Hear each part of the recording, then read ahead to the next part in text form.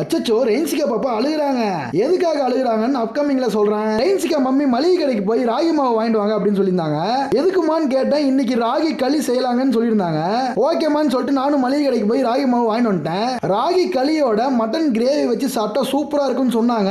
அதுக்காகவே போயிட்டு சீக்கிரமா வாங்கிட்டு வந்துட்டேன். உப்பு சரியான அளவு தண்ணி போட்டு ரெயின்சிகா மம்மி ராகி மாவு போட்டு கரெக்டா கலக்குறாங்க பாருங்களேன். மாவை ஊத்தும் போதே இந்த பக்கம் கிண்டணும்னு சொன்னாங்க. ஏன் அப்படின்னா அது கட்டி ஆயிடுமா, கட்டியான சாப்பிட முடியாதுன்னு சொல்லிட்டு ரெயின்சிகா மம்மி பாருங்களேன் சுட சுட ரொம்ப கிண்டுறாங்க. எனக்கு ஒரு பிளேட் ஃபர்ஸ்ட் போட்டு கொடுத்தாங்க. உண்மையிலே மட்டன் கிரேவிக்கு ராகி களி வேற லெவல் டேஸ்ட்டுங்க. டாக்டர்ஸ்லாம் எதான் ரெக்கமெண்ட் பண்றாங்க, ராகி களி சாப்பிட்டீங்கன்னா உங்களுக்கு எந்த பிரச்சனையும் வராது உடம்புல அப்படின்னு சொல்லுவாங்க.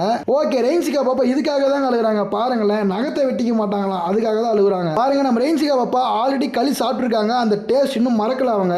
அதனால வந்து பாத்தீங்கன்னா நம்ம ரெயின்சிகா மம்மி ஒரு வாய் கொடுத்த உடனே பாருங்க சாப்பிடுறாங்க. உங்க வீட்டு குழந்தைங்களுக்கும் ராகி களி கொடுத்து அவங்களை நல்லா சாப்பிட வைங்க.